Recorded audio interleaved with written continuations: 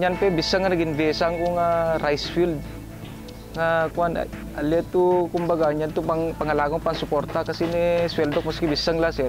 At least kayang-kayak nga i-balanse. Marila to pang sarili. Kailangan yan investment na pa para sa pamilya. Matching the skills that is provided by the schools to the skills needed by industry.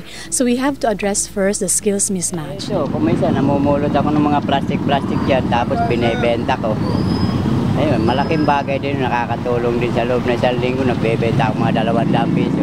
Sa totoo lang po, hindi ko din po alam kung ano mangyayari sa akin after graduation. Pero syempre po, itatry ko yung best ko na ma-employ. Dagdag sikap, tsaga, tiis, lahat. Kailangan pagbuti ng trabaho. Pag sobra, mag-ipon. Ganun lang.